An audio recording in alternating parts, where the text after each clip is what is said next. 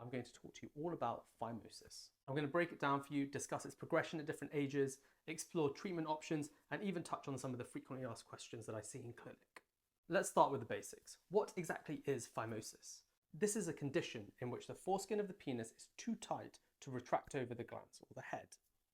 This can lead to discomfort, hygiene issues, and potential complications. There are two primary types of phimosis. First, there's congenital phimosis. This is often present in newborns. It occurs due to the natural adhesions between the foreskin and the glans, but usually resolves as the child grows. Second, there's acquired phimosis. This can develop at any age due to factors like inflammation, infection, or scarring of the foreskin. Now, let's dive into how phimosis progresses at different ages.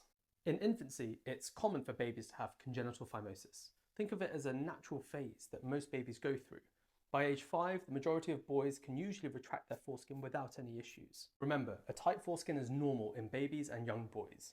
Most boys' foreskins do not pull back until the age of 5, but sometimes it's not possible to pull it back fully until they're 10 or older. If you're worried, please consult a doctor and do not try and forcibly retract that foreskin. Adolescence can bring its own set of changes, so by this time, most guys should be able to fully retract their foreskin. However, if phimosis persists, it can create challenges in terms of hygiene and intimate relationships. And what about adulthood? Phimosis can manifest in adulthood, either persisting from childhood or developing due to various factors. The progression depends on the underlying cause and severity.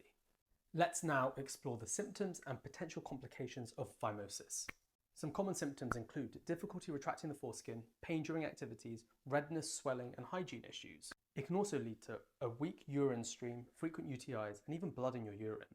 And let's not forget painful erections, which can make it difficult to have sex. If left untreated, phimosis can lead to complications such as balanitis, which is inflammation of the glans, which is the head of the penis, and urinary problems. Sometimes, if the foreskin is very tight, it can get stuck and cannot go back to its original position, covering the end of the penis. The end of the penis can then become really swollen and painful. This is known as paraphimosis, and it's a medical emergency.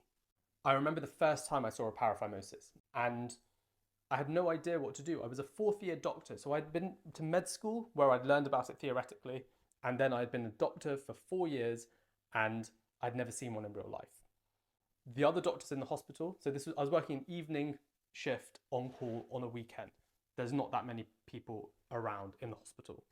I spoke with other colleagues from different specialties. No one that was there that was able to help me at that time had ever seen one before or treated it themselves. If they had seen one, they'd always referred it to urology to fix the problem. So I called the urology doctor, and they were working in a hospital 45 minutes away. If they were to finish what they were doing and then come immediately, it would have taken them about an hour, at least an hour, to get to me. So the urology doctor tried to explain to me what to do over the phone. Because I'd never even seen a paraphimosis being reduced or having the foreskin pushed forward, I didn't really know the correct technique. So what she was describing just didn't make sense. But she asked me to just have a go, at least try it once, before basically forcing her to come all the way to this other hospital. So I said, yeah, fine, I'll give it a go. But I didn't feel very confident. And then on a whim, I just thought, let me just check YouTube and see if there's a video showing how to do this. And I found a video, and the video was on a baby. So it was a newborn baby that had developed a paraphimosis. So I presume the technique would have been similar, but what the doctor did in that video, it made sense with the instructions that the urology doctor was giving me. So I watched that video and reduced it by myself. And I was very impressed that I managed to do that. The patient was okay, he was in his 80s. But then I called the urology doctor and told her what had happened, and she loved it. She thought it was a brilliant story. Thanked me for not making her come out for what actually turned out to be quite a simple procedure.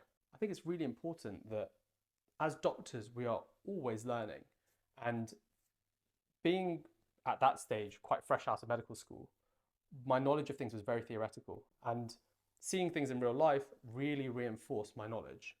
Diagnosis typically involves a physical examination by a healthcare provider.